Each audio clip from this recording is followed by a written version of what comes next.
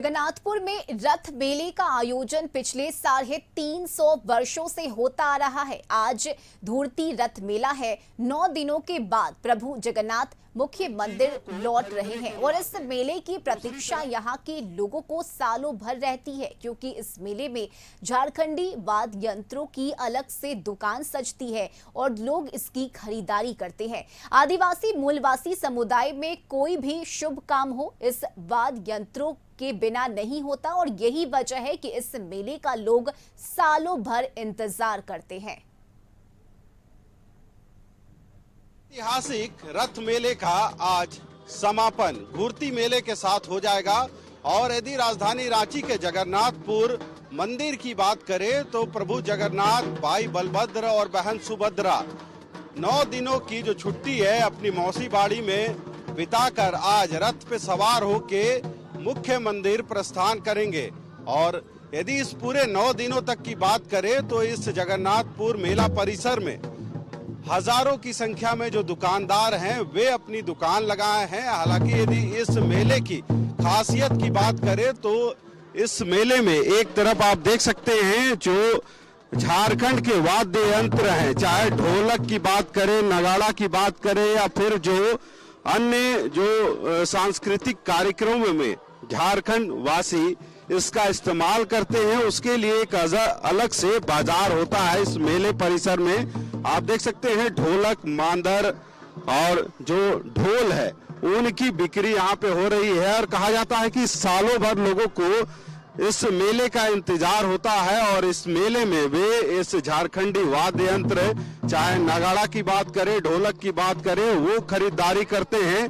क्योंकि यदि आदिवासी और मूलवासी समुदाय की बात करें तो किसी भी पर्व त्योहार में इन वाद्य यंत्रों का एक उपयोग होता है और इनके बिना कह सकते हैं जो पर्व त्योहार है वो अधूरा होता है। यही वजह है कि लोगों को सालों भर से इसका इंतजार होता है, लोग इसकी खरीदारी करते हैं। आप देख सकते हैं इस बाजार में जो लोग हैं दूर दराज से पहुंचे हैं इसकी खरीदारी करने के लिए। कहीं ना कहीं झारखंड संस्कृति में कुमनी का भी एक महत्व, जिस तरह से ढोलक का पर्व त्योहार या किसी भी सांस्कृतिक कार्यक्रम या फिर शुभ कार्य में इस्तेमाल होता है, वैसे ही आदिवासी समुदाय इन कुमनियों के माध्यम से मछली पकड़ने का काम करते हैं। क्या खरीद रहे हैं? कुमनी गिन रहे हैं। कितना का मिला? ये मिला है आपका हमको 400 रुपया का 2 गो। क्या कीजिएगा इसका? इसमें मछली लगाए, मछली फंसाएंगे खेत में, नदी खेत जब बांध से जब यहाँ पानी जब उतरता है, खेत से जब पानी उतरता है ना तो उसमें लगाते हैं तो चढ़ता है मछली। सालों भर इसका इस्तेमाल होता है। हाँ, तो आप देख रहे हैं एक तरफ ढोल मांदर और दूसरी तरफ मछली पकड़ने के लिए जो कुमनी है उसका बिक्री यहाँ पे हो रहा है। तो कहीं ना कहीं सालों भर इसका लोगों को इंतजार होता है और लोग इस जगन्नाथपुर रथ मेले का इंतजार करते हैं और यहाँ पहुंच इन सामग्रियों को खरीदते हैं, क्योंकि ये सब काफी झारखंड की जो पुरानी परंपरा है उन परंपराओं को जोड़ती है। और यही वजह है कि इससे अच्छा बाजार कहीं देखने को नहीं मिलता है। और इसी जगन्नाथपुर का जो रथ मेला लगता है 9 दिनों तक ये बाजार लगती है और इसी बाजार में सारी सामग्रियां मिलती है। यही वजह है कि जो दूर दराज से भी लोग यहाँ पहुँचते हैं इन सामग्रियों की खरीदारी के लिए। घूर्ती मेला आज है और जगन्नाथपुर की यदि बात करें तो यहाँ पे 9 दिनों से रथ मेले को लेकर मेला परिसर में कई तरह के मनोरंजन के साधन भी लगे हैं, खाने पीने के भी कई स्टॉल लगे हैं। 9 दिनों के बाद आज भगवान जगन्नाथ, भाई बलभद्र और बहन सुभद्रा मौसी बाड़ी से सीधे मुख्य मंदिर के लिए आज रवाना हो जाएंगे। आपको याद होगा कि 9 दिन पहले इसी रथ पर सवार होकर भगवान जगन्नाथ, भाई बलभद्र और बहन सुभद्रा के साथ मुख्य मंदिर से इस मौसी बाड़ी पहुंचे थे और मौसी बाड़ी में 9 दिनों तक विश्राम करने के बाद आज घूर्ती मेला है और घूर्ती मेला में इसी रथ में भगवान सवार होके मुख्य मंदिर के लिए प्रस्थान करेंगे। हालांकि इन 9 दिनों तक यदि बात करें तो 9 दिनों में इस जगन्नाथपुर इलाके में जो मेला परिसर लगा है, आप देख सकते हैं एक से एक झूले लगाए गए हैं, खाने के कई तरह के स्टॉल इस बाजार में यानी मेले में देखने को मिल रहा है।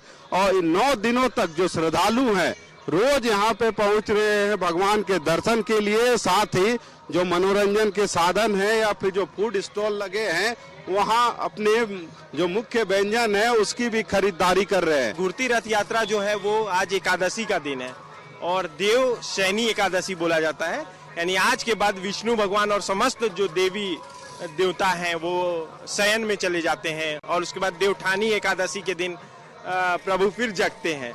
तो आज जो प्रभु का जो समय था शुभ कार्य करने का हम लोग का हिंदू शास्त्र में सनातन धर्म में वो आज ही तक था। और आज के बाद जैसे श्री मंदिर में प्रवेश करेंगे महाप्रभु जगन्नाथ अपने बहन सुभद्रा और भ्राता बलभद्र स्वामी के साथ, उसके साथ ही भगवान शयन में चले जाएंगे, कोई भी शुभ कार्य नहीं हो पाता है। अब है कि जगन्नाथ मंदिर का ये रथ यात्रा जो है ये 334 वर्ष हो गए।